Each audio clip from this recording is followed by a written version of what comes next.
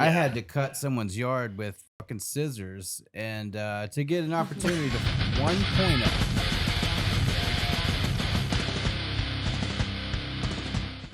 So Mike runs Torchtalk, and is an all-around fucking awesome guy. Oh, thanks, buddy. I think you are too, man. I tell people about you all the time, actually. Whenever like a band you work with comes up or something like that, you just have such an interesting path in this industry, and it's like I'm like, yeah, I know that guy, kind of thing. You know, Oh, yeah, dude, I think highly of you. well, appreciate that. It's always good to hear good things. That's for sure. Yeah, heck yeah, my pleasure. Of course, always recommend anyone who's in the glass industry to head straight to Torch Talk. Because Yeah, cheers. that's as far as I know. I mean, you took over the GLDG used to be a thing, and then you just blew that shit the fuck away with technology and. Well, yeah, it's not like that was some big plan. I just think we were at the right place and the right time, and we had a community kind of oriented towards beginners. We really wanted everybody to be kind. In a time where I kind of think, the doors hadn't quite opened yet on like this flood of information. And I think people had this vibe of treating others like strangers on the internet like they might an apprentice in their shop.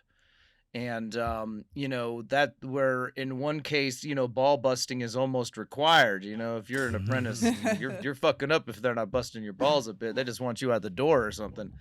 And on the internet, I don't think that really translates as well, and it leads to a lot of strife. And so I think we had just like the kind little spot, like in the right place at the right time, and it's certainly not because of some good management on my part. We've done our best, but we weren't experts at this, and we've kind of been growing. And I mean, at this point, Zuckerberg does all the work for us with robots. You can't like call somebody a name without like them clipping you No. first. And so, yeah, no, it's kind of you to see it that way. And, the door's open. It's still a kind place for beginners, but, at 23,000 deep, it's like sending a beginner into the bar scene after Glass Vegas or something, like they'll have a good time, but they're going to take a little gentle ribbing if they're going to come into that sort of social situation. And not necessarily make it all about them, but we've seen some folks who do that too, and it doesn't tend to work out well. So in any event, yeah, and my heart really, the Facebook group grew out of the documentary work and the channel that we were doing. And that's, truthfully is Yeah, where because my I was heart about to has interrupt been. you with, just Yeah. calling bullshit because, I mean, you fucking go to all these events and you Sure. fucking film, you edit, you put all this shit together. You're out hitting the ground. You're not just sitting behind a computer like, oh, everyone can do whatever the fuck they want. Like you go Right. out and you Yeah. put the content together, and that's Sure. fucking Yeah. special. That's really where my heart is at. And just a huge shout out though to like the other admins and moderators who help me with the community, because I'm oftentimes out of town or editing video, or more recently I've been working in a laboratory doing like extraction work and cooking edible gummies as well. News flash. Um I was just talking about that on the show last week, and like what a cool opportunity it's been. And the day after the show, your boy got a promotion. I'll be running like a night shift edible gummy making crew. It's like Willy That's sweet. Wonka up in this kind of thing. And thank Hell you, buddy. yeah. So yeah, no, my time is definitely divided, but my heart has always been with this video work. And like the Facebook group, sincerely wasn't some kind of plan. It was like this little group for people who watched our show, which at that time was like me and some friends who were relatively beginners, and trying to share our journey as beginners. And it wasn't ever supposed to be some kind of definitive documentation thing. And then yeah, like another 20,000 people showed up, and it's just kind of like a horse I've been forced to ride or whatever. And for the benefit of all, and me as well, I can't lie, it's been a part of why I get to keep, and it's why some doors have opened. They only get to know this work through the social community as opposed to the channel itself. So yeah, it's been quite a ride.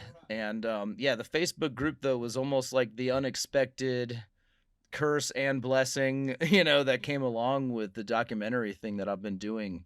And that work is very important to me. And, from that little show, it's really turned into providing, what I consider a high quality process documentation for this industry. And yeah, I've really kept the foot on the gas pedal for the most part because I think it's such a special time, like, and things are changing right now so much even that, I'm glad I've been here for like the past 8 years. This really important transitional time in our industry and just glass history in general. Like this years from now, they'll be like, yeah, that was the time them pipe makers went wild. And we'll have some fun video to show for it.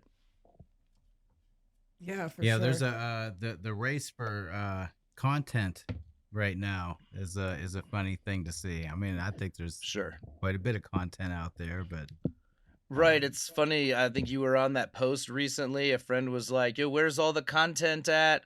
And I just was like, "Hold on, hold on. I'm in the middle of editing two in-depth specials, and if anything, I've really taken a quality over quantity approach. Like the idea of like forcing myself to edit like a comprehensive, multiple hour demo into the way I want to present it, which is really cleanly, down to not, I don't want to lose anything, but I want to lose anything superfluous. Like that vision, it wasn't really possible to keep up with weekly shows doing that. So like we've slowed down a bit, but I genuinely think the content that my channel has been putting out in the past like year or two, it's really started to get inching closer to this vision that I've had of really presenting it properly and maybe even a little more respectfully. It was like me and the boys, and the homegirls back in the day. And, there's something to be said for a little bit tighter crew, like what you guys have right here, and not necessarily overwhelming the conversation in too many directions and, Yeah. too many opportunities to get too far off base. So, yeah, that it's been an evolution. And yeah, it's like my heart is, like I said, still really with this. I can't, for a number of reasons, but really the quantity versus quality issue really started to get to me there, like in trying to keep up with that pace where it's like, yeah, like and it's an honor that people would share their, weekly night with us, and hopefully get something good and social out of it, in the chat. And I think that's a really positive thing. It's been hard to keep up with as I inch toward that notion of doing more. And at this point, I'm like, and I can't do this every week, but I really want to take it, closer to like a movie type presentation. And I'm not going to be Dan Collins over here, but I want to be able to take the time to give things customized intros, a lot more B-roll footage incorporated, and produce a product that gives people a genuine feel of the place, not just like the stage, so to speak. So yeah, there's been a lot you're going on for excellent at me. And filming live demos. That's for sure. thank you, Yeah, by brother. far. Yeah, By far. that I have. Yeah, that's almost like a video game to me now, like I know all the combos, I will put a fatality on it, Yeah, kind of thing, but we're like every time. we're So setting yeah, our shit up, thank and you. we're like, why doesn't it look as good as Mike's? What the? Okay, well, I mean, I can't pretend I have the best cameras or anything, it's like an AX700, which is a nice like Sony kind of, it's not like a full sensor A7 S3 or whatever.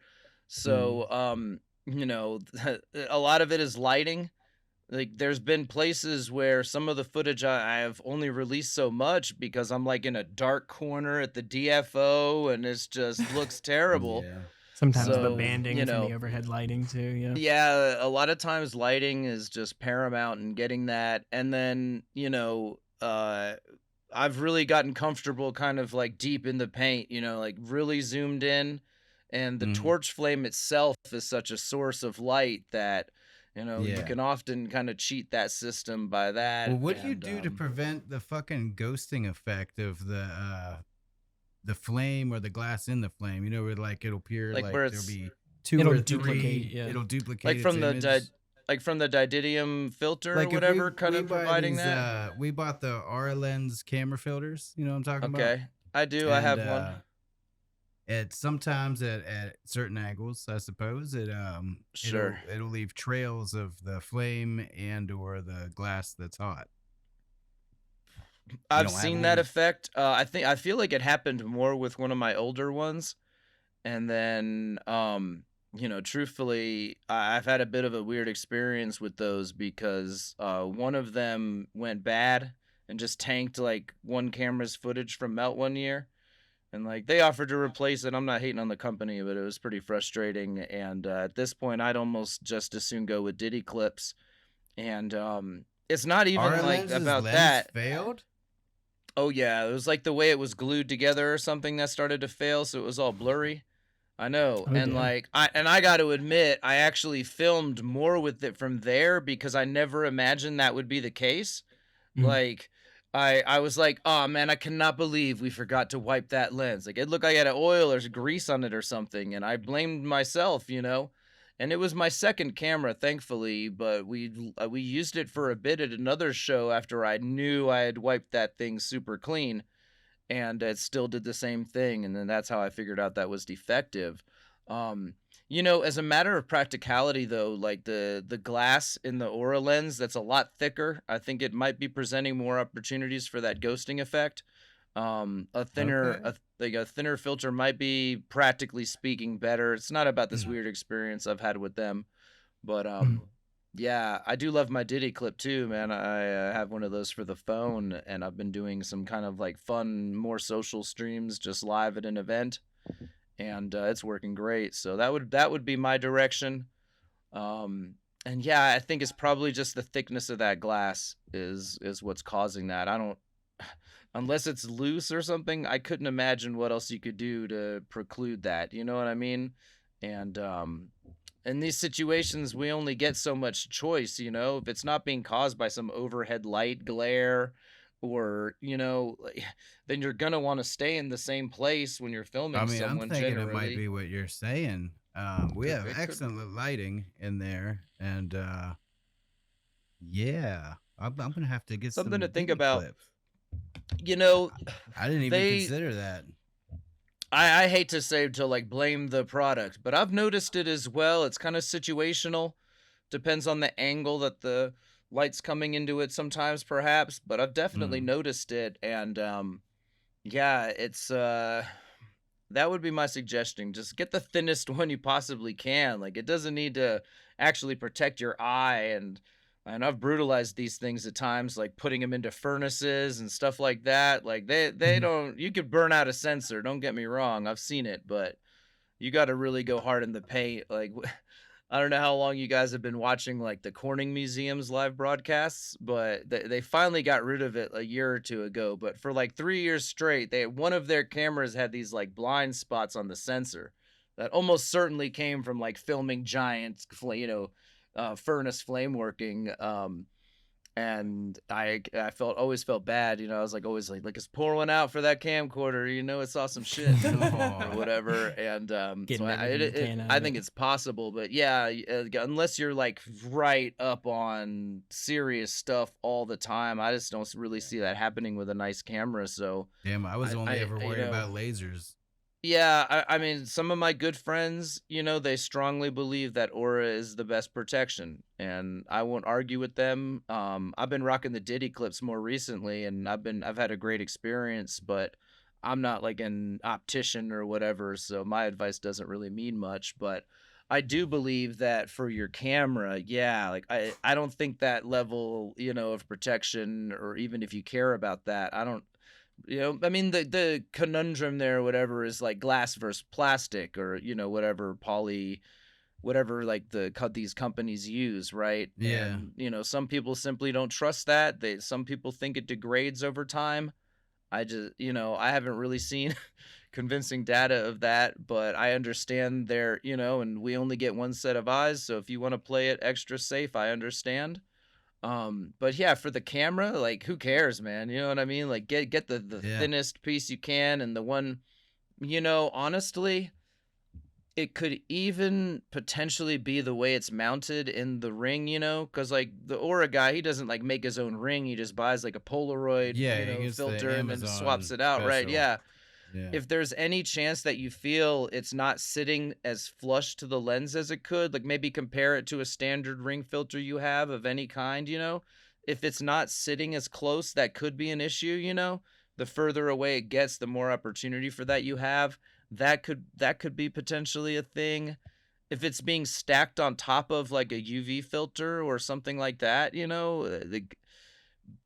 other Yeah. than these are that They're we're getting thick. pretty I abstract know though. it's I mean, thick it's for sure, and I the know that thickness, if yeah. light has an opportunity to get in, it can cause that.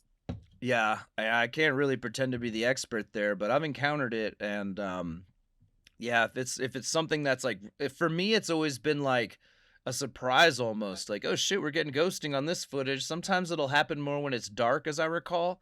Like if I'm filming like a nighttime demo at a flame off, or like the Appalachian Mountain one, for example. There's some footage with it there. But for me, it's been a pretty rare thing, to the point that I haven't, I just kept the same filter for many years. And I ended up selling that camera before I could even replace the filter for it. And I really just stick with my primary one now because I'm really happy with that. And I reached a point where I got tired of like throwing my friends and girlfriends and all that like onto a nice camera. It's just like it's a lot to deal with, and it's easier for them to just like go live on their camera, and that connects our audience to an event in real time and makes a lot more sense to me. So I dropped down to a one camera thing, and my other one's Aura 2, and I don't really feel like I've had that issue with the newer one. So yeah, it might even be the style of the lens, because some of his, I believe, they're like one piece of glass glued onto another. It's hard to say exactly. It's a topic that doesn't really, it's like dark matter. It's like, well, we know it, we've observed its interactions or whatever, but we're not quite sure what it is. And if you figure it out, let me know, kind of thing. But yeah, a thinner lens, maybe a polycarbonate lens instead, because those are certainly going to be thinner and accomplish probably the same thing. I'm gonna definitely order that up for sure. Yeah, it might be worth a try, and if it does make a difference, I'd love to know. If it doesn't, dude, you're welcome to be like, Mike, you fucked up, or whatever kind of thing.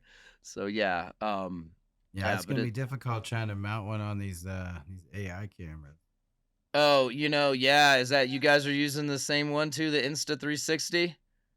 We got the OBSBot. Okay, very similar. Fuck yeah. Yeah, I'm in love with this thing, man. It's great. Yeah, he was over here. I don't even know where the control panel went. I've rebooted my computer so many times now trying to sort that audio issue. Update your drivers, folks. I don't know what else to tell you. I'll take the L on this one. That's my bad. Oh, no worries. You're no worries. We were sitting here screaming. We just bought a bunch of new lights, and AI tracking. It's the future. Oh, hey. there he is. Yeah, I love this thing. It's pretty tight, man. Yeah, I'm excited to play with this in the studio and kind of see if it'll give me like a nice wide angle that'll follow me as I'm doing certain moves. And that'll follow your hands too, which is really cool. That's fascinating. That sounds like it would too, yeah. It sounds like it might take some tweaking to make that work right, but I'm open to explore. I was mentioning this notion that like it's hard to do a weekly show if you're really trying to put in significant editing time, especially we all have lives to lead. And I think what I want to do is maybe supplement with some fun live streams from the studio where I work out of, and maybe just make it more of a social experience, and that way we can kind of keep that party going. And for those who want to spend a Tuesday or whatever, we'll try to put some fun games together for shit on the torch and all that good stuff. We're gonna send Cole out here, who you haven't met yet. He's he's Cole. our apprentice. Oh, nice, good to meet you, buddy. Yeah, you're with some cool cats. We'll check that out. Hell yeah. He's been blowing glass here for about a year now, and okay, very good. He's fucking trying to learn the best that he can. He replicates my hand pipes, for the bands, nice, for merch and all that good shit. Yeah, that's all still going well, man, I hope. Oh yeah, Oh yeah. for sure. Yeah, it's such a unique path you've got going. That's great to hear. Um, it's been a bit of a slow time for a lot of folks, and the way that you handle your business, like it's very professional. Obviously, you're out there having fun and you have an identity, but you're a man who's on top of your business and you've created something unique for yourself. It's like a really strong example, man. Like I don't think anybody should be like trying to chase down what you're doing, but we all have these things we're passionate about, and there's always opportunities to find kind of more unique paths. And I feel for a lot of the folks who kind of were just riding the wave and making similar products as a lot of other people. And I don't know, man. I'm not like Mr. Shark Tank over here or whatever, but there's a business analogy that I really, really like. And I generally try to apply to my own endeavors or whatever. And it's like this strategy thing called the red ocean versus the blue ocean. When the red ocean is the ocean with a lot of sharks, man. There's a lot of fish out there, but there's a lot of sharks going for it. There's mad blood in the water. These are highly competitive markets. This is going to be any type of like functional right now. You're jumping into a market with a ton of people. Some of them are very good, some of them are super professional. And whereas the blue ocean is like the sea that you kind of make for yourself. Like Nintendo's a great example of it. They're not like every system they make has a new unique controller setup. Some of those that have changed the industry. I think what you're doing is a great example of it, man. You've connected with something that you're passionate about, and it gives you a totally unique angle on it. And, you've been professional about it, so you've not been flippant with it. Like, this is a perfect example of like a blue ocean strategy in glass. And Well, I know I wouldn't have been able to do anything that we're doing now without Tabby here. Supporting yeah, Tabby, it's good to and see you. It's nice to see you. just being Yeah.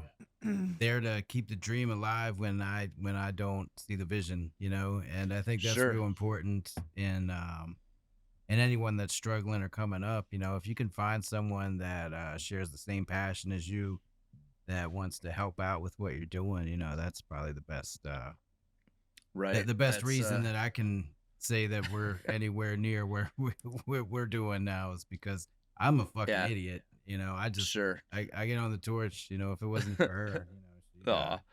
I understand, man. I've been lucky to have some like really cool homegirls in my life who have really been willing to support me and help out, and some of them. And yeah, that's really important. It doesn't. Some of us are going to be loners, but if you can have some kind of support system, even your friends, who probably tired of hearing us talk about glass, but if you have some supportive people in your life, man, whatever puts a little wind in your sails. I think that is really important, and it's I really mean, even if it's a easy. homie that you can, Yep, share ideas with or talk about your profession with, it's a lonely right. profession, man. Mhm. You can't That's talk about it exactly with that's strangers. exactly where I was going, man. Like a lot of us just work in, a shed that we built, or our garage or whatever, and I mean, we see each other at trade shows, and this is I don't I'm not hating on anybody. This happens in almost every location that I've been to. It's so funny. There's like these people who I meet and they're great friends, they have a genuine bond. And then you go and find out that like they live 45 minutes away from each other and never ever go see each other or even the same town because we're so fucking busy, and it really does. It becomes a super solitary thing. um, I've enjoyed working out of a shop, since I moved to Colorado. When I first moved here, I had a home set up, but later on, I ended up working out of a studio here in the Springs. Shout out to Tesla Glassworks, man, the homies. It used to be the Glass Grind. If any of y'all know Cody out there, um, I she's don't. she's real okay. It's all good, man. Cody Ricketts. They did some really cool stuff there. They did a competition there. Like, yeah, it was a great little spot. And then Tesla Glass and his wife Allison purchased it, And since then I just rent and chill, and it's actually really nice to have, I like some days when I'm in there grinding, solo dolo, but it is actually really nice to have homies around. And yeah, it's really close to Especially my work, so I still get in there, just for like some social time in the evenings. And yeah, there it's just so easy to like, it's easy to like even lose friends in this, just because we're so fucking busy, and then your schedule doesn't line up, and and it's like, dog, I got to get this order out or I'm not paying my rent. There's Yeah. all these things that happen, and it's hard to remain connected. It's one of the reasons I've like done my best to kind of make this thing that I do a social thing, you know, um, and make it something where like this audience of homies can jump into that live chat. They know they're gonna see like the some of the regulars every week, and get to have their own little side chats, and just try and make it a social experience. I think that's important. And it's just maybe it's just my vision for how this should be done, but I just feel the power of the community is something that can make it much more positive for all of us than just like not hating on it or anything. It's just like, it's different than, here I made this movie about the industry, or or whatever. And that can be very powerful as well. But in this like serial format where we want to share something all the time and keep it regular, it's like, why not make that an opportunity to connect and just give our people something where they get to talk to the dogs. And there have been great things, like Twitch has a great community of glass workers, like Kick. Even now, I'm not really too familiar with it, but I hear it's Discord. hot. Yeah, yeah, Discord's another one. I mean, we had one at one point, but I was just like tapped out on managing social things, and I just saw it going wrong because I didn't understand the platform and wasn't really connected to it, Yeah. Yeah, that's like And a full-time job all in itself. for sure. I mean, and I I was even a really great guy, helped set it up and set up mod channels and all the shit that you really needed. And I was just like, dude, I don't get this. I'm gonna have to like live in here for a while to get it. We're gonna put it down. But it was Yeah. yeah, it was called Torch Chat. I still have the domain. It's like torchchat.com or whatever. But I had this great fucking advertisement for it with one of the ladies from the 900 number sex lines, and she was like lighting a match or whatever. And I had a sticker up and everything. It's like 1-900 Torch Chat or whatever. I reserve the right to bring it back. Just, sometimes for me, all it takes is a funny sticker or something, and I'm like, we got to do it now. I mean, no, Right. you have some good ones over the years. thanks, That's man. for Yeah, it's sure. been fun, dude. We used to do the little charity thing with it, and at a certain point, I was like, fuck them kids. And no, I'm just playing. I was like, it was just a lot to manage, and like I really had to keep track of it super tightly because I wanted to be responsible about it. And finally, I was just like, all right, look, we're done with that. We're not gonna solve hunger.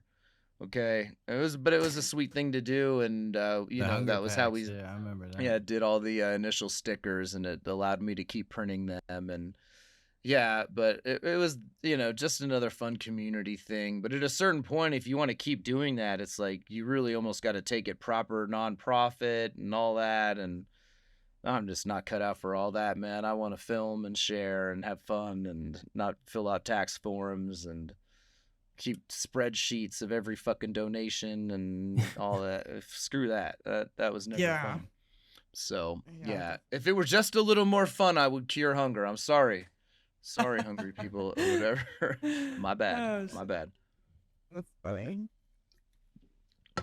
Yeah, but it's been So- fun printing stickers, and then I still have some subscribers through the Patreon thing, and they've allowed me to just keep on printing them. And Nice. even that's all slowing down. It's whittled down.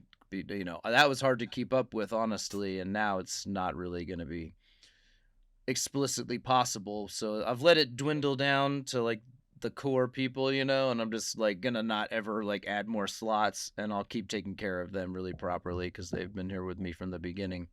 But, on your Patreon? Yeah, we have like a pack where they get the stickers and a couple of pieces of Millie and some color samples. It's evolved over the years, and Yeah, for anyone that doesn't know, Mike has an amazing Patreon where he has a shitload of Oh yeah, content. there's neat stuff on there. You know, honestly, I'm kind of shifting towards just like the YouTube channel membership. I actually would make way less from it, but it's like easier. It's kind of like difficult to make people go to a whole nother site and all that, and mostly I'm using it to like share stuff that I've already got edited, but I'm not ready to do the proper show with, so they get early access to that. And then more recently, I just made all the old Torchtalk shows members only, and this is a matter of like that quality versus quantity thing I was mentioning earlier. Like axing those 200 shows made like the 400 other shows, like it just like instantly upped the quality level dramatically of what's been presented there. And there were some really great ones towards the end, and I kind of reserved the right to repurpose that content for like, you know, a 2024 presentation or something, you know, a little bit more in the current vein um of how I intend to present this. And you know, at these trade shows, hell yeah, like you guys have seen how I treat this, man. When the torches are on, I'm working, man. I'm intense with it, you know. Some people, you know, like they'll clown on me a little bit for it. They're just like, look at how intense he is. And it's like Yeah. this I treat it like a job, and I'm so lucky to have the support of so many events and glass workers and all these cats who keep letting me put a camera in their face. And yeah, but then the torches go off, and you know, then we're just out partying together, having a great time, you know, Millie meetup parties at Las Vegas or this or that, or awesome concerts that just happen to be at the same time I'm in Las Vegas. Man, I've seen Billy Strings out there. I've seen a number of like really awesome Nice. shows. Twiddle we caught out there. Polo and Pan I've seen when I was out there. Like I'm living a dream. It really is. Hell yeah. But yeah, it's like not one that I'm getting rich off of or anything. So if anybody, you know, if you really enjoy that documentation, and it's why I turned that channel membership thing on, just make it easy. Just click that button. You get all the old stuff, and yeah, I'm gonna start We'll front put a loading link it a bit. to Mike's Patreon. Oh yeah, that's patreon.com/Mike Mason, and then the channel is torchtalk.com. That should take you right there. And yeah, it's such a niche thing, but I really am passionate about this documentary work. And you know, we're spinning up for Champs, and then Glass Vegas first, and then Champs, and you know, things of, you know, like Pipe Classic is over, Melt's over. There's like a number of things that have, you know, that have kind of ended, but you know, I made it to Michigan Glass Project for the first time this year in 2023, for example. It's like, and that was one of the hottest, like most enjoyable times I've had. Probably because I wasn't there to cool. film. I was just enjoying it. Yeah. As like a Oh, guy cool. who wandered in. But in any event, you know, this party's really not stopping. I do I don't know if this is even something I should talk about publicly, but I mean, I'm not like a shy dude, I guess, in this stuff. I have some questions about how much longer this industry is going to remain this vibrant if it stays on the course it is right now. Um, I feel like this could be one of the last great years. It could just be a time, you know, like we could all be surprised, and the thing I'm just not sure things are ever going to be like as ripping as they've been. I think some of it just gives me pause, and I'm like, we all need to be enjoying this while it lasts, potentially is what I'm trying to get at. Like I don't I hate to be negative, man. People like I my opinion only means so much, and sometimes I feel like it might be a little overvalued, so sometimes I feel like I need to keep my mouth shut. I mean, you're And basically you're Willy Wonka. I a mean, little bit, yeah. But yeah, and I have to be honest with you, that's kind of my feeling, is that like this could be some of the last times where you're gonna have like trade shows all over the country and smaller events, pipe shows all over the country. You know what I mean? Like this could be one of the last. I don't know. I don't think anything's gonna like die, but I think like the opportunities for us to connect in this way and then like have this great time that I'm talking about, I'm not well, I really guess we entirely. should get on making sure that shit stays alive. Yeah, I mean, anything I can do is just, I mean, I can't deny that like things have taken a bit of a turn, and I don't know, man. I hate to be negative. It's just like, did legalization in like a billion states really help us as glass makers? Like, no, it seems like people No, just gravitate to like vapes killed pre-rolls and us. carts, and yeah, Yeah. and like there's economic factors there, about what money's coming into the market and where it's coming from and where it's going now. There's just like, I see a lot of factors that are it's not gonna die. There's still gonna be great times and all We that. gotta It's just adapt, like things I we could guess. be like at the zenith here, and it gives me pause to think about like how important this work has been, and I really want to show it that respect, and I hope it continues. But I feel like this is so negative. It's just Uh, there's some of the things that I've been thinking about and how blessed we've been to be part of an industry like this, and just be part of it while it's on fire.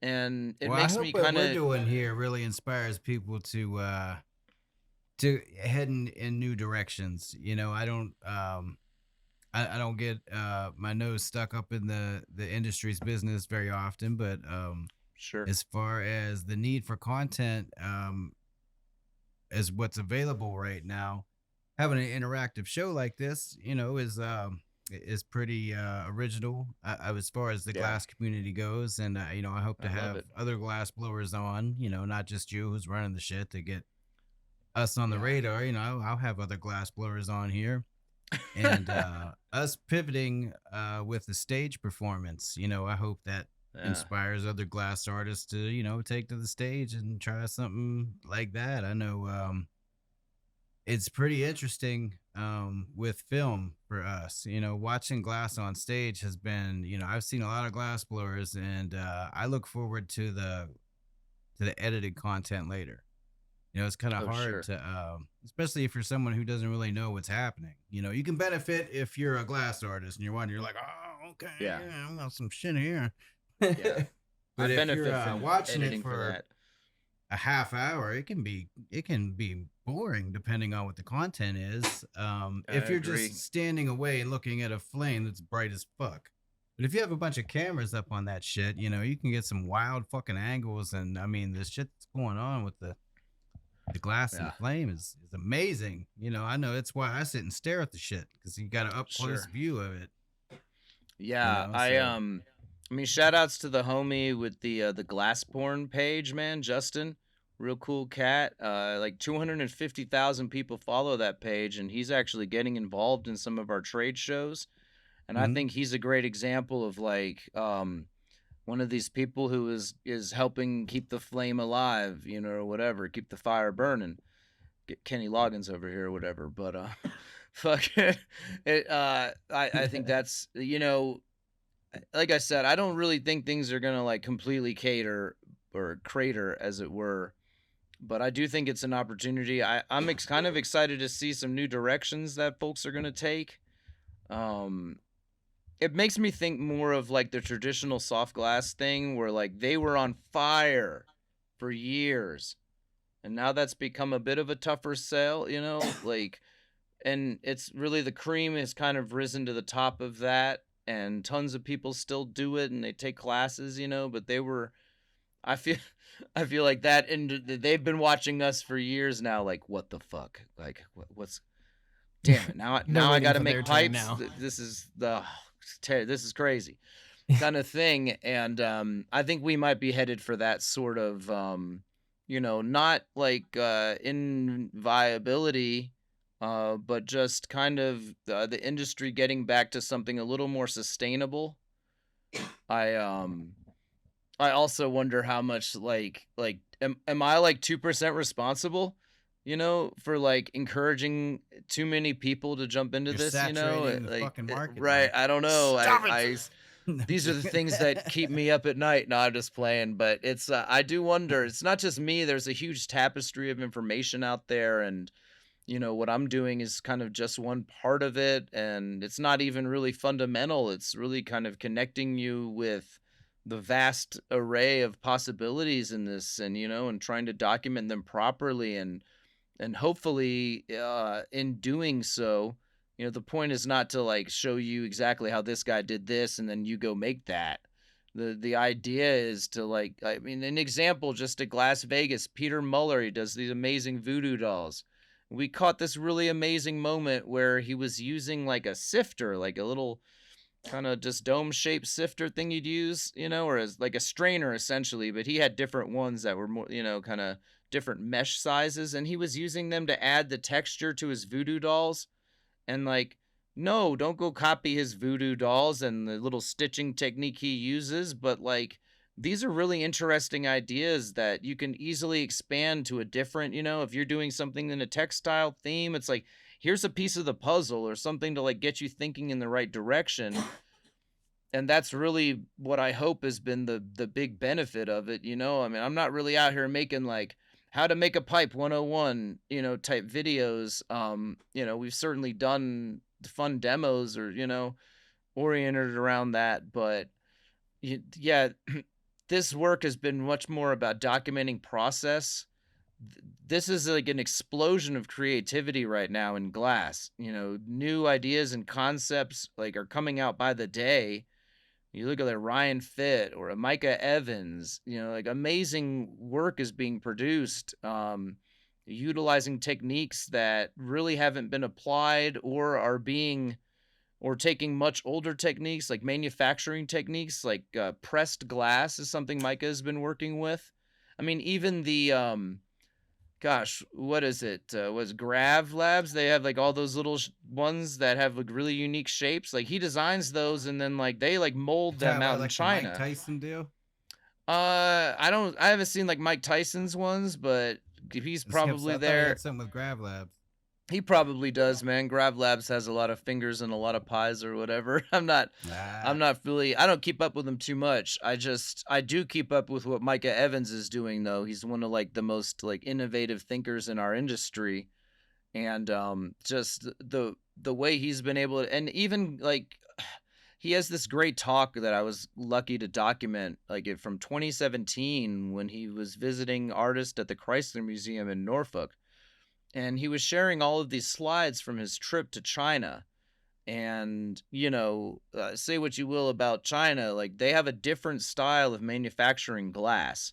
They're much more mold oriented. There's like a basement room with a guy, out down there just living in the pile of graphite dust or whatever. But they have a much different approach. And then he absorbed a lot of that and then came back and started kind of designing for it. And I don't want to like talk for him. I just thought that was like super fascinating. It's a time, the pipe thing has driven tremendous innovation in our industry, and it's such a unique thing to be part of right now, and it's an important time to be documenting this thing, in my opinion.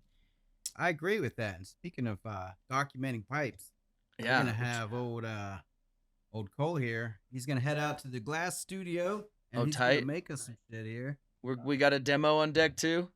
We do. Yes, we do. He's gonna nervously make you a pipe. Tight. That's the way to work, man. Yeah, I mean, at a certain point, you got the Godfather up here, Cole. Oh yeah. Yeah, it all goes away. Putting extra and pressure then it's on me fun. right now. But yeah, it's funny. Like the first year or two, well, you're really getting your hands talking and your conceptual understanding of the material. Like it's just not fun.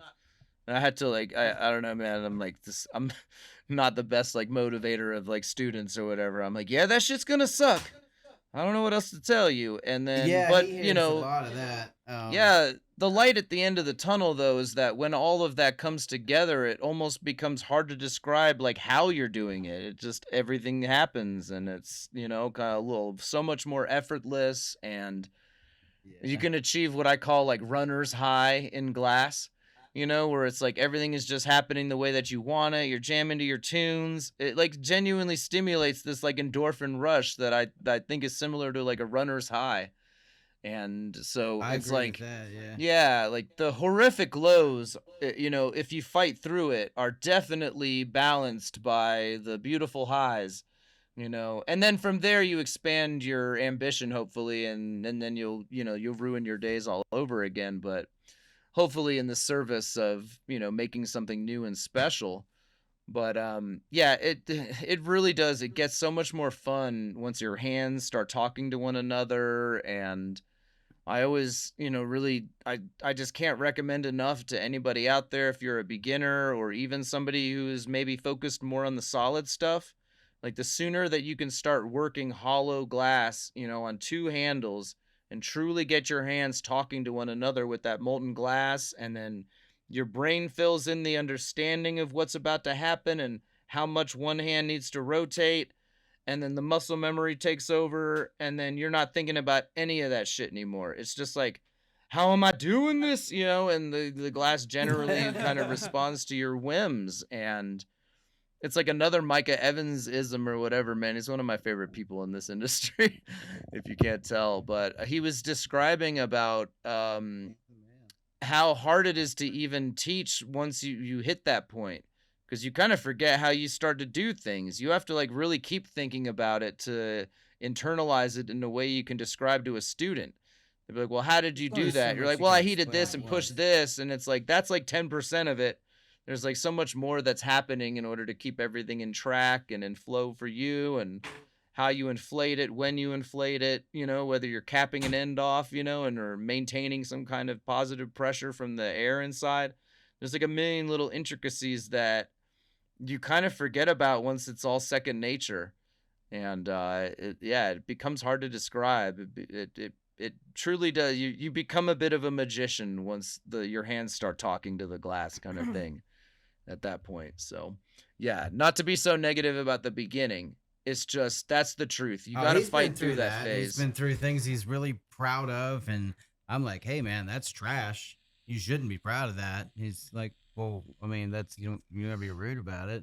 I'm like, well, I mean, I don't mean, I'm a bastard. I don't know. What do you want? Yeah, that's trash. Once it's good, it'll be good though, right? Right. Motivation with two kings. That's trash. No, it's that bad. It is. That's I'm good. a fucking bastard. But I was taught like an asshole.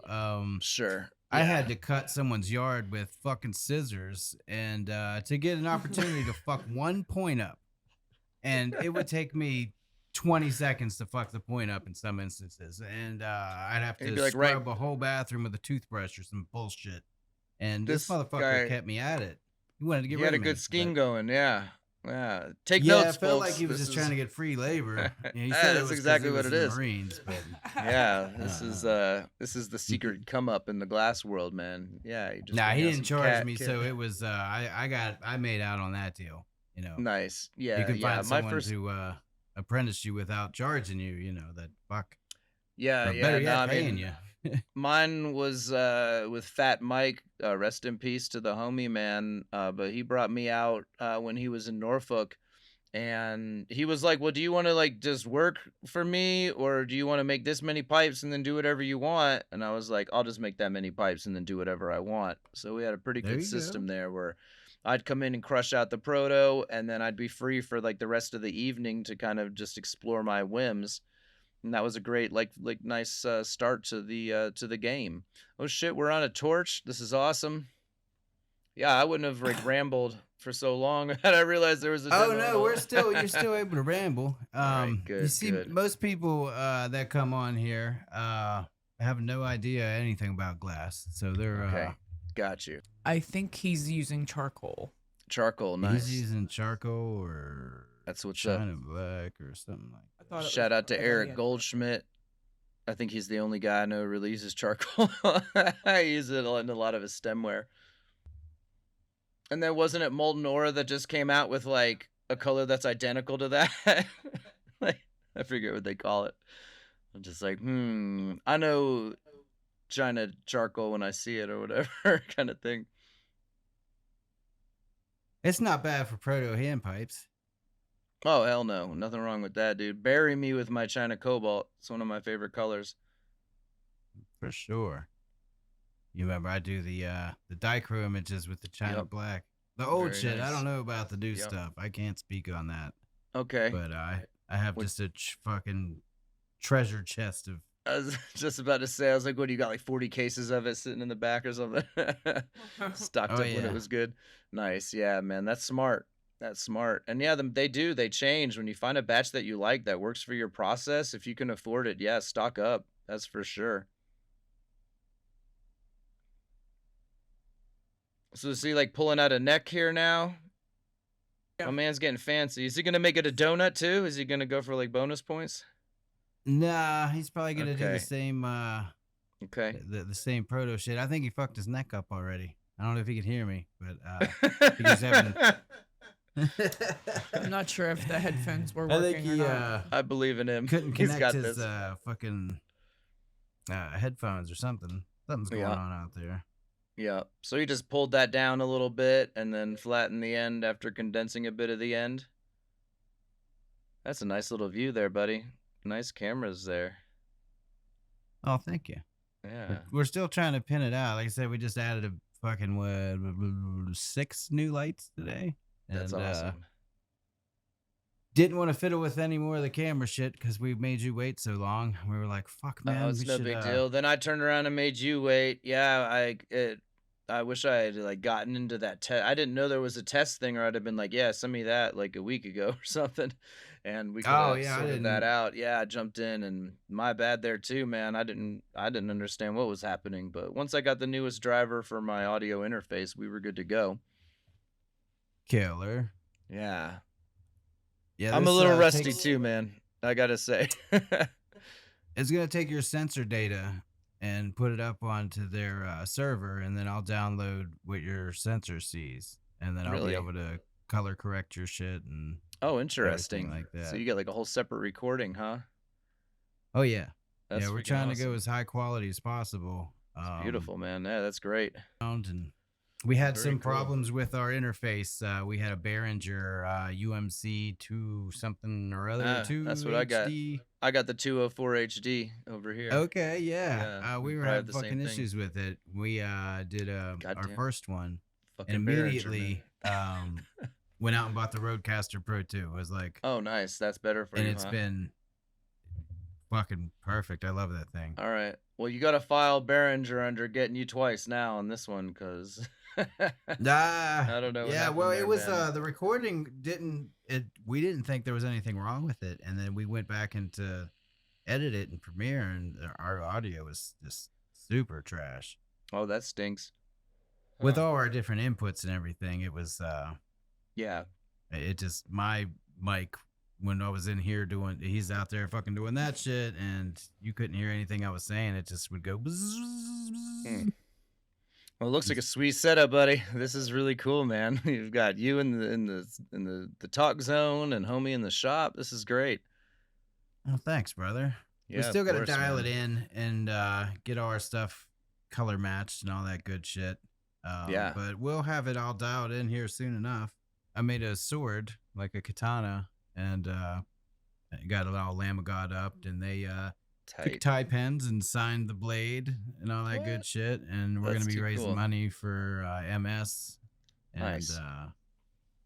should be a good time, you know. Hopefully we'll get a lot of money raised up for it and help a That's good great. cause.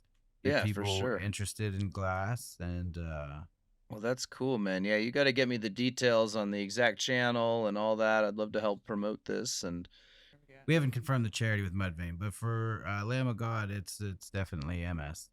very good. And we'll be doing more stuff like that with more bands, just to help people out and get more people interested in glass with fucking music. You know, it's the best way we know how to do it. I love it, man. No, that's great. So homie's got the whole push or the whole blown now, and he's kind of setting up for the bowl push, pre-warming that push. I like it. Really helps avoid those like crinkly lines in there and shit.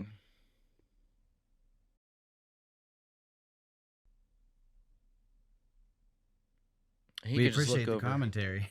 Oh yeah, of course. Hard to resist or whatever, doing some John Madden work or whatever. That's a great shot though, man. Really, really clear. You can see exactly the angle that he's going around that hole at. Yeah, it's one of those things, you know, like for super beginners out there, if you got to go around that hole. If you just drill that hole, the hole's going to get all distorted and wonky. And yeah, it was really easy to see that he was really doing that circle move. And the nice angle there on the L Marver. Shout out Jason Lee, because if you push that bowl and it's like super flat, or God forbid facing the other way, we call that a limp dick in the biz. And yeah, Jason Lee coined Love the that stickers. one. Yeah, no, it's like his drawing, and I was like, dude, can we make that into a sticker? So I cleaned it up, and now there's the limp dick illustratory sticker there. I haven't thought about that one in a long. Actually, for like when I was talking about this, I forgot we'd actually printed that. It's been one of those ones that has been out for years, so I kind of space on it. But yeah, we did that. That's that was a good sticker. So yeah, as soon as you said it, it came into my head and gave me a chuckle. Yeah, it's a great illustration. So yeah, that's what homie was avoiding there with that angle. It's about where the hole is placed. You know, you don't want to have it dead center. It should be a little kind of south of the equator. But from there, you really need to have that at that angle and then come straight down on it, and then you're gonna get that nice kinked back up angle towards the user, so they can kind of watch what they're doing and they have more control over their flame application or whatever kind of thing. We're getting way too nerdy about smoking weed now, but this shit matters. Yeah. I feel honored that Mike Mason's commentating on the process. Yeah, I feel like I'm watching Torchtalk now. Yeah. Yeah. I mean, look at that. My man giving it that like manual curve back too. A nice little smooth shape towards the neck. That looks great. Damn. What? It's pretty amazing though. I got to give it up. I've only used it really for the show we did the other night with Hendy. That was a really great show. Actually, we had a great talk with him and spectacular demo. And yeah, I was happy with this thing. You know, I had the Brio 4K for years before that, and it worked great. And then towards the end there, it started crashing XSplit repeatedly, and I couldn't pretend I was too happy about that. So, oh no. Yeah, and Logitech like did their best to try and help me with it, but we really couldn't duplicate the issue outside of a live stream after it had already been live for like an hour and a half, and then I would click back to XSplit like after the demo kind of thing, and it would just crash. And so yeah, I kind of took like a few months to sort out a new webcam and all that because I was really getting tired of that, as much as I regretted having to purchase one after getting this like nice $200-something webcam. They're cheaper now, but at the time that was the one. And the Insta360 link completely stomps it. It is amazing, the quality on this webcam. I've been blown away. Yeah, we're taking that. Yeah, man, it's great. What program are you using to stream with? XSplit is what I use. XSplit, right on. Yeah, it's virtually identical to OBS. It's just like a commercialized application, and I honestly don't think it's better than OBS. I think in some ways it's really better, and then OBS has some features that XSplit hasn't even touched yet. One reason I really like XSplit is that it has a virtual camera that will output its output into like a Google Meet, which is really critical for the way that I share the demos and allow the artist to commentate. So essentially we're using XSplit to broadcast, the entire composition, and then that is being like looped through a virtual webcam essentially. So in the Google Meet, they're seeing not my real camera, they're actually seeing what the audience is seeing. So that's kind of the secret sauce in order to like share the demo that I've now edited and have the artist with us, in the social thing, and they can still see exactly what the audience is seeing and commentate in real time. So for me, that's been like a super critical feature. There's other ways around it, like screen capping, but the XSplit's implementation of that is really elegant. So that's one of the reasons I've stuck with them. And it's a pretty solid application, but it really is virtually identical to OBS in most ways. But yeah, it's good. And tip out there, guys, on a site like g2a.com, where you can buy like video game codes. They often sell the codes for XSplit for like a year for like pennies.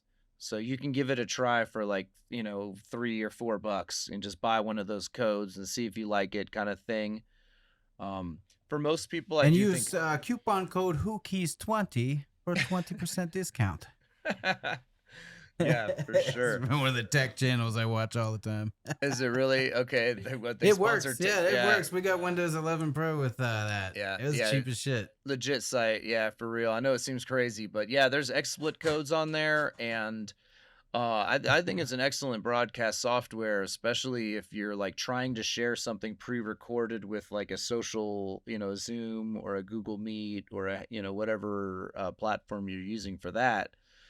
So yeah, that's been the main feature, but it's good. It's got a ton of like plugins, and it's just maybe a little more polished than OBS. And I don't know. It's hard to say which is more stable. I haven't used OBS as much, but yeah, that's my take on it. Just some very unique features in there that have justified its like existence in my life.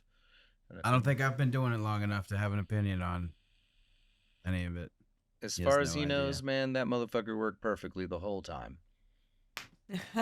Yeah, he has a battery in his pocket Yep. so that I can like conveniently switch away from it when it happens and be like, "Hey, Cole." Yeah, you gotta like run in like a fluffer or whatever, and like get into his pocket while he's working without anybody noticing. Yeah, fluffers get into your pocket. That's kind of what they do. Yeah, they just kind of gotta like creep up, I'm not really familiar with the whole actual logistics of it, but I assume they have to be kind of like sneaking around and shit, I've heard about them. Yeah, right. You know what I mean? Like.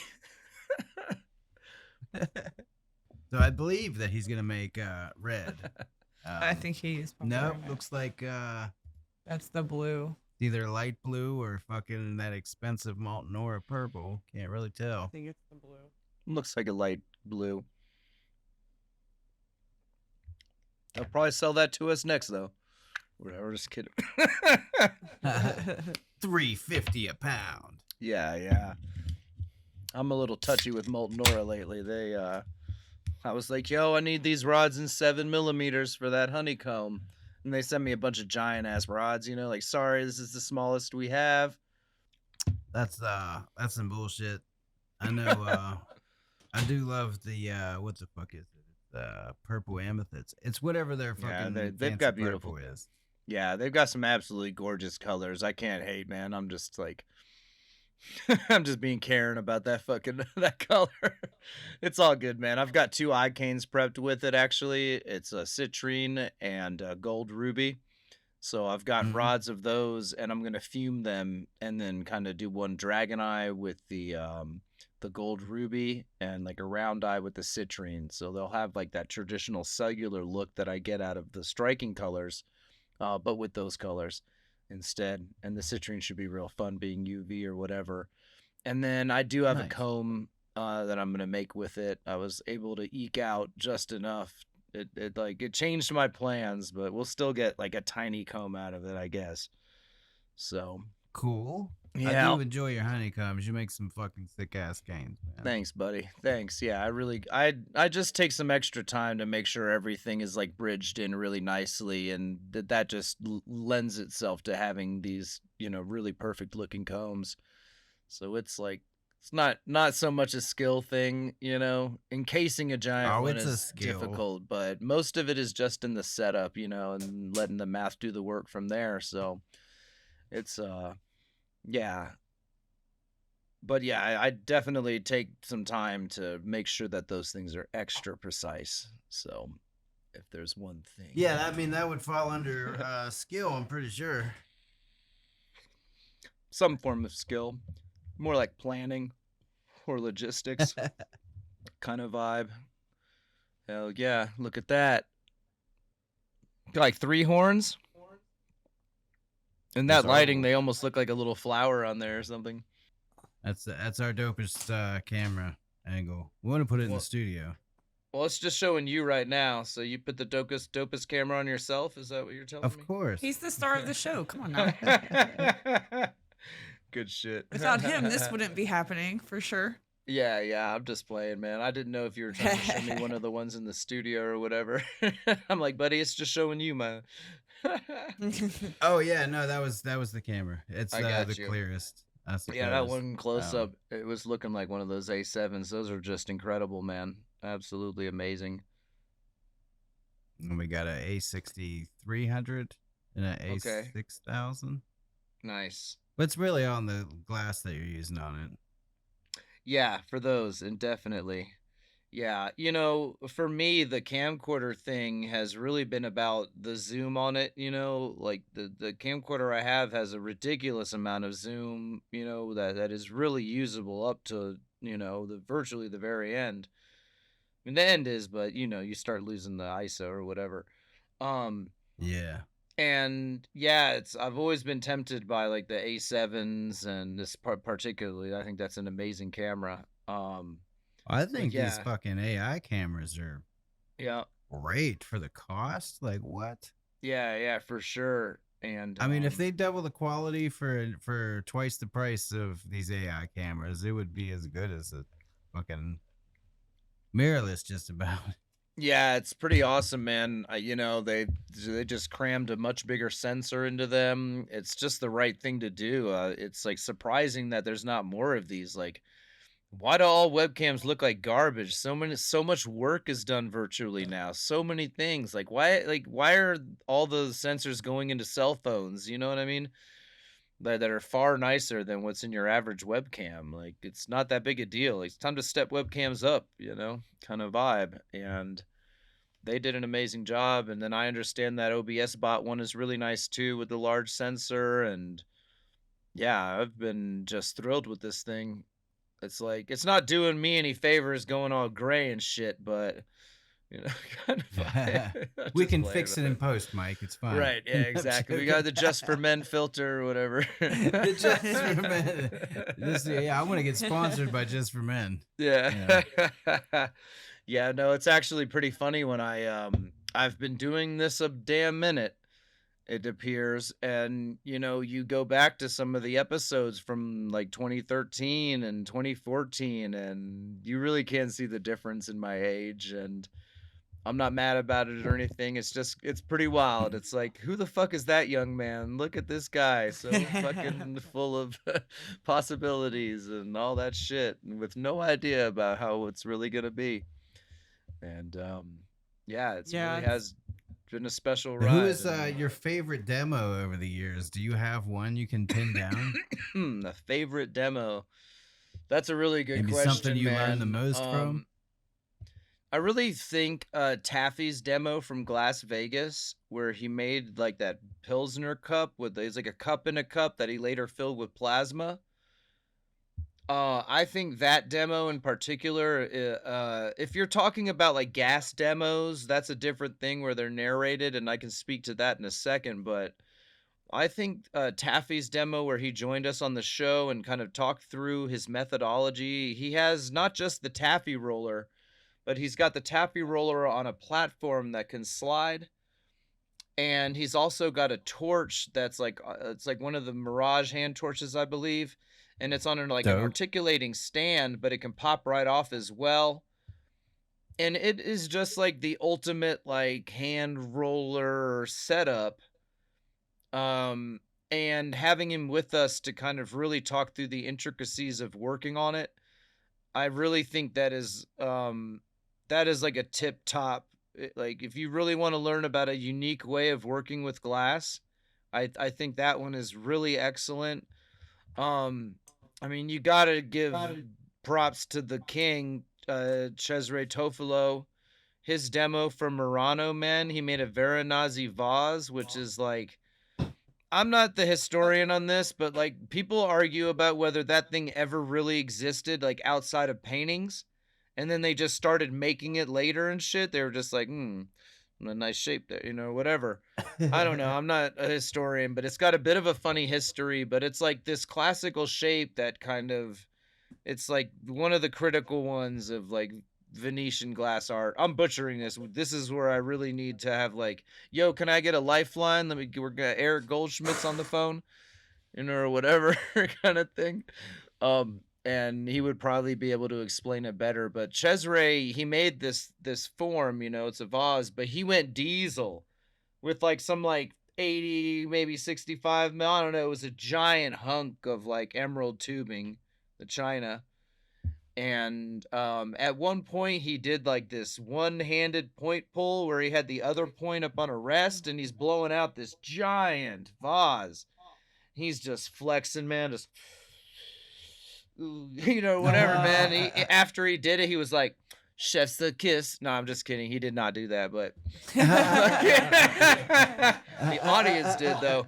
That was like, I don't know, man. And it was like crazy. It was so quiet in there that, the respect that the Glass Art Society audience, has for him and the audience, he's like a incredible figure, an amazing flame worker, and he's done a lot to help spread these techniques, and help document the history of them. In any event, man, it was like you could hear a pin drop in there.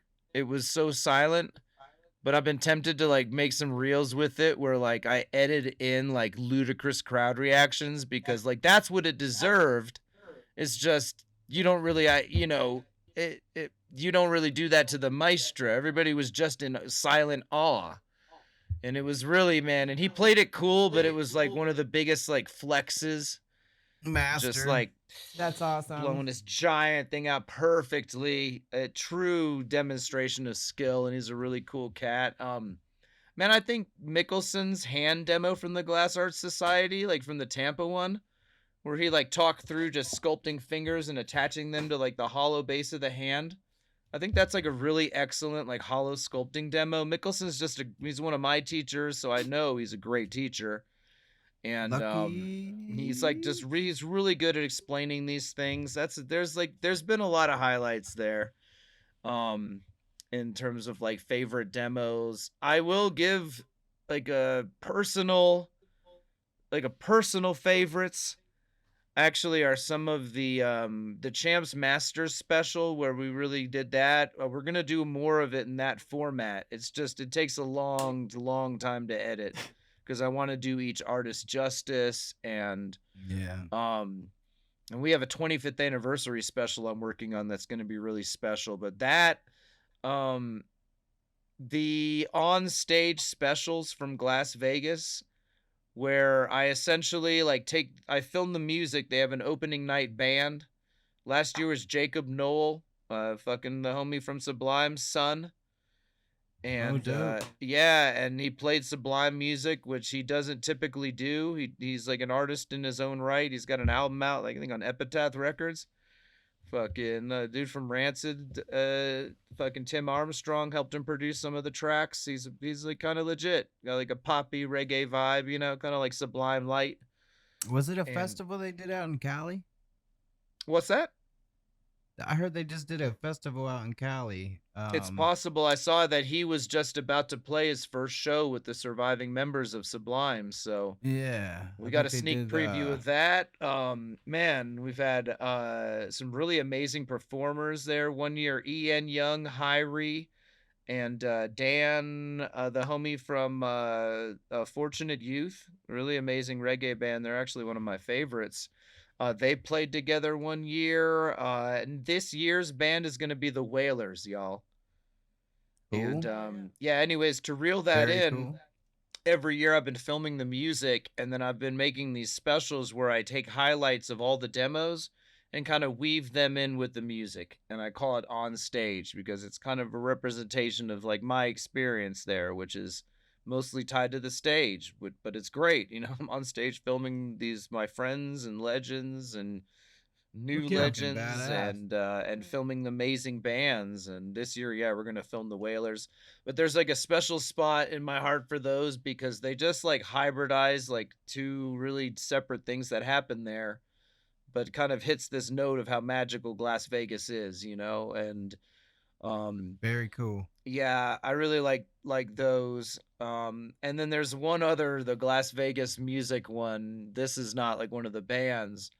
But Blitzkriega, he DJ'd a set while Slinger, and oh god, I'm spacing on his name now. We were just talking about him earlier with the voodoo dolls. Damn it, why? Peter Muller. Sorry, God, I'm sorry. Anyways, and that I kind of saw the moment, man. My man's up here dropping fucking hot fucking music, and legends are throwing down, and I kind of just filmed it completely live with like virtually no editing.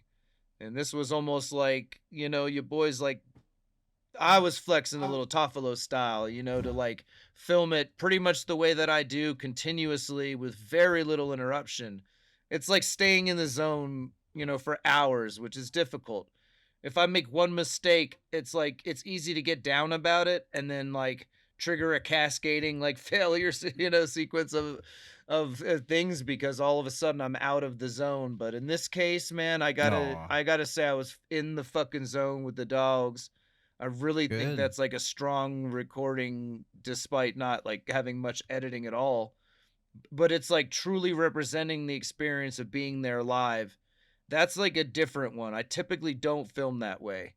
You know, I film in a way that I know I'll be able to come back to it later and remove some things and this and that. But that's special.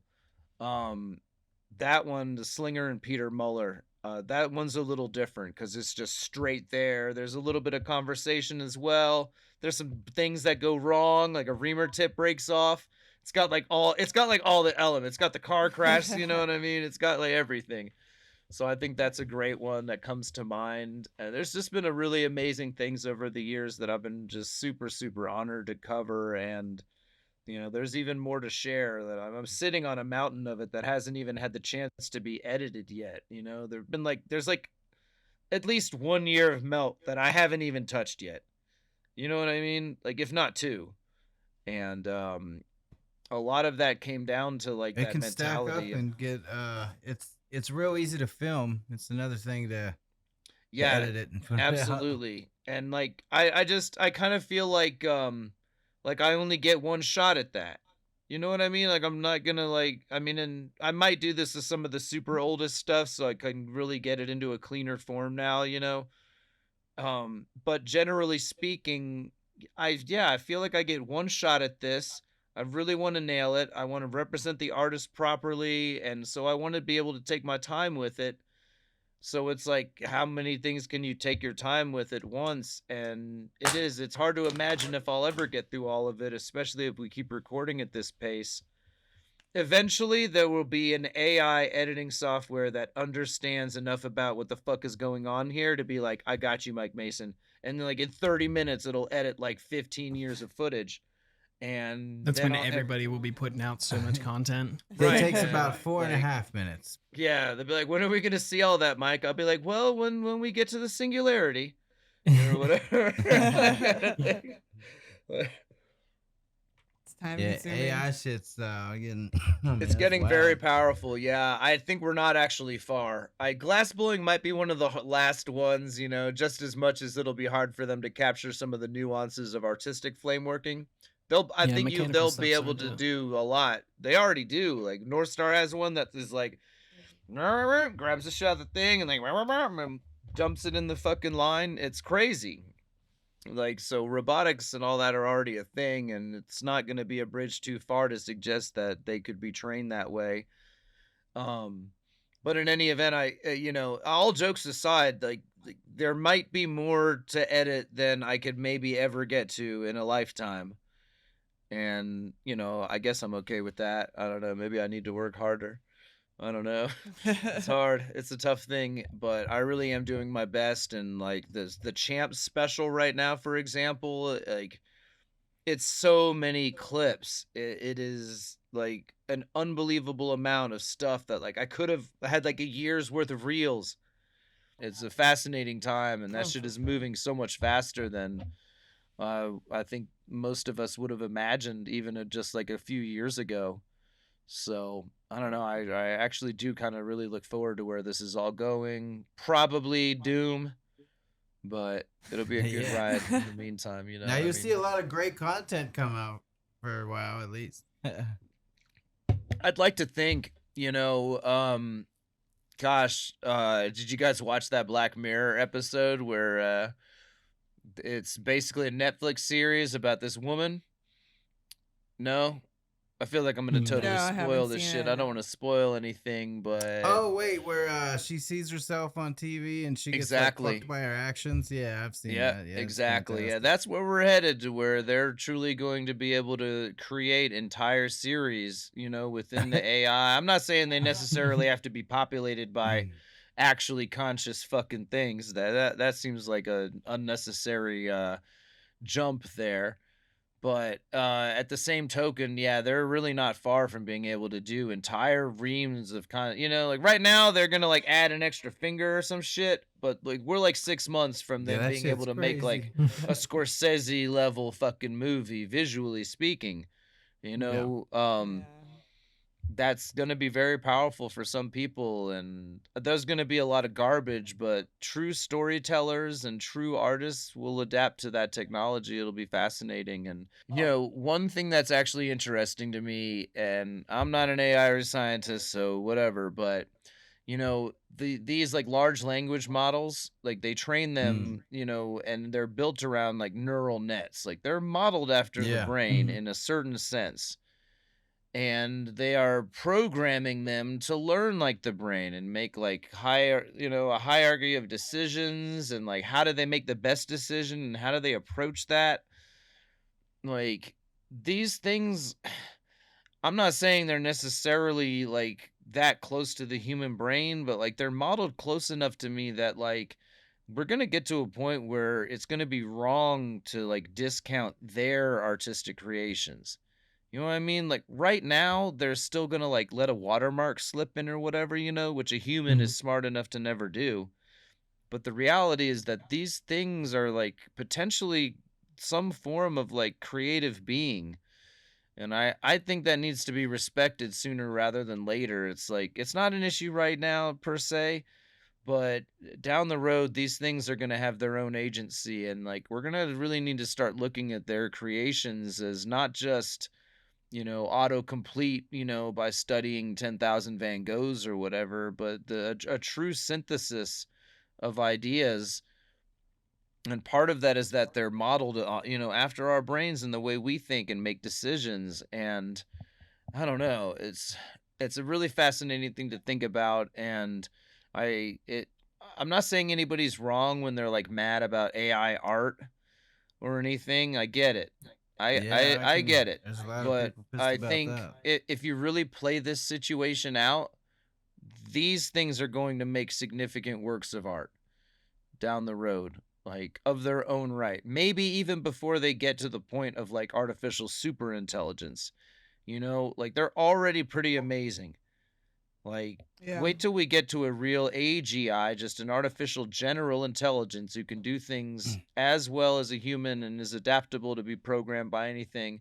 It's not necessarily, you know, 10 billion times smarter yet, but I think a system like that, like its artworks are gonna have to, we're gonna have to start recognizing that as valid, because it is going to be some form of consciousness if it isn't already.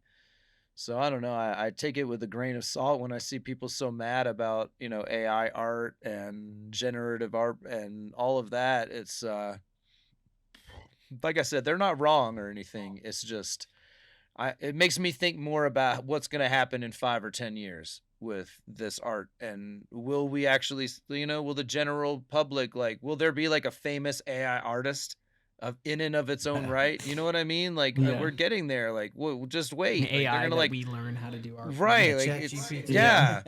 It'd be like virtual Banksy going up. I mean, it'll have its own name or whatever, but like, watch, they're gonna fucking auction off some AI artworks thing for like millions of dollars one day. Not yet. We're not there Banksy's yet. in the but metaverse.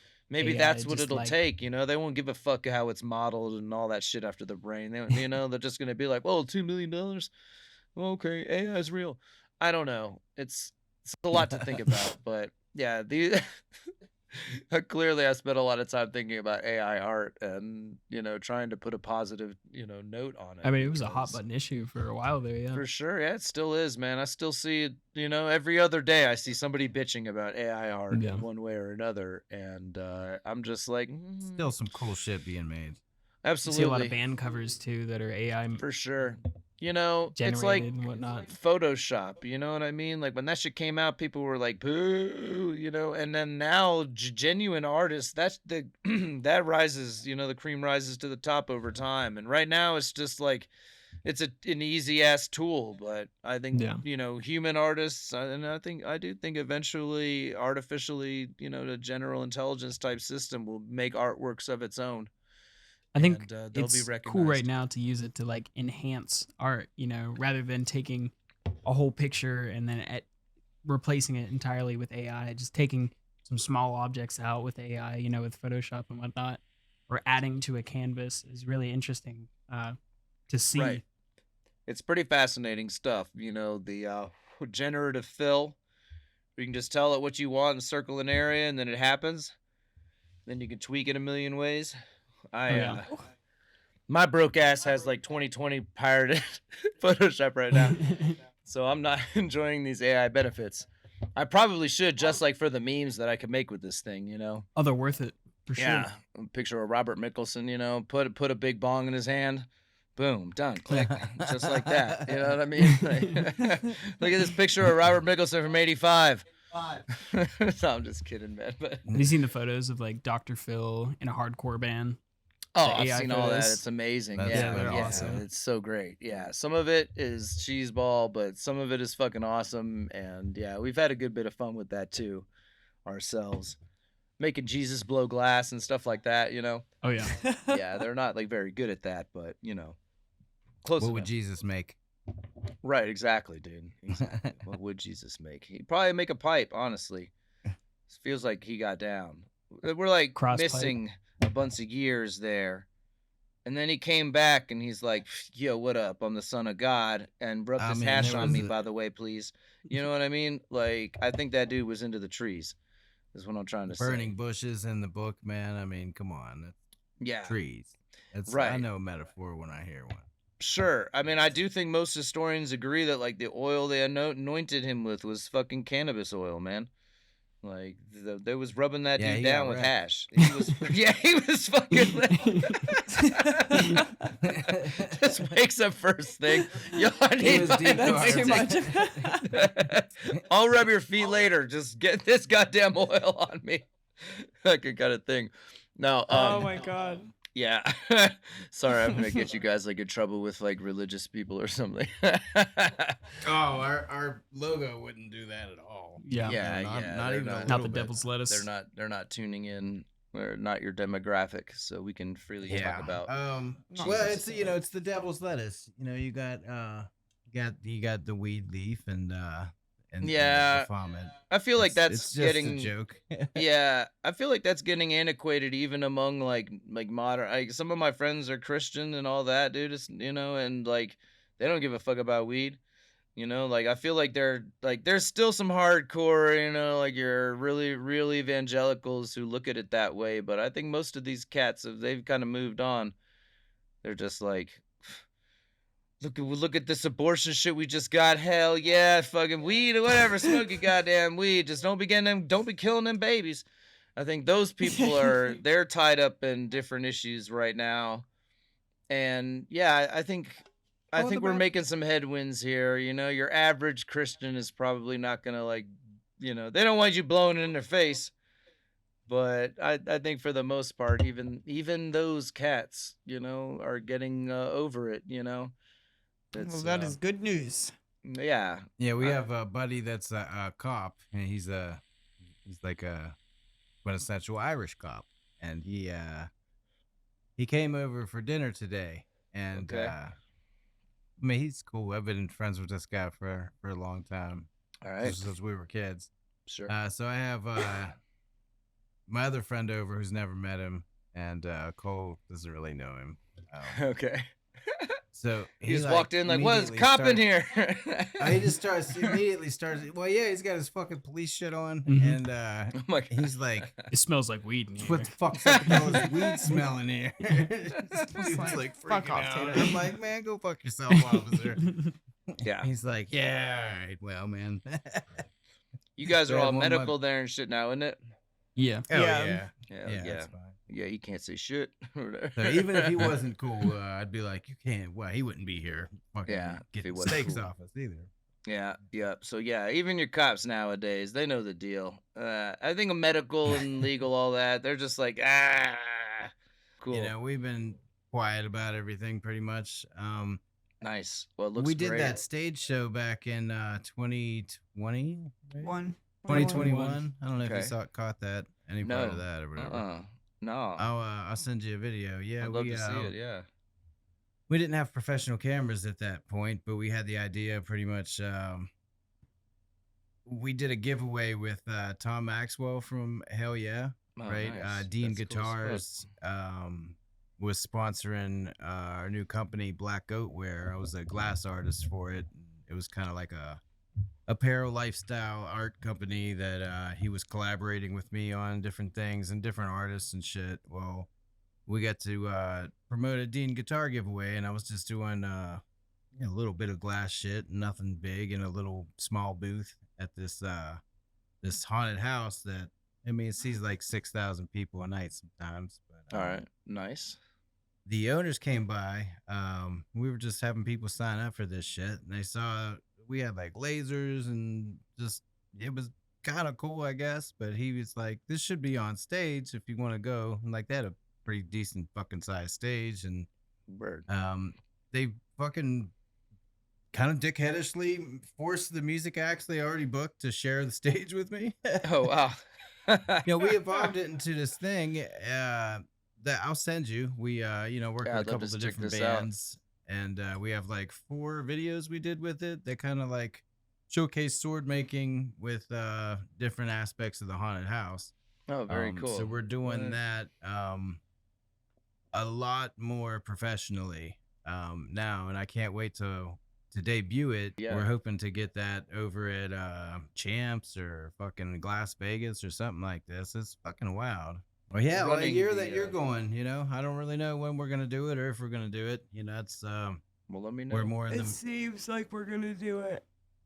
want to. I haven't been out to fucking Vegas since I've been doing with High Times, which I guess they're coming on the show too. Oh hell yeah. Um, Nice. I gotta pin down a date for Mike for that shit. Very good. That that ought sounds to be dope. fun. Yeah, well, let me know if you're gonna make it out to Las Vegas. I'll be there briefly. Oh. Like I'm flying When is out it? like the day of. It's like January 30th, I guess, through February 1st. Oh, we're not Oh, going we're to not. that. We're not. Yeah, we're going not to making that. that. No, we have Fair to enough. Fair enough. go and do some other shit.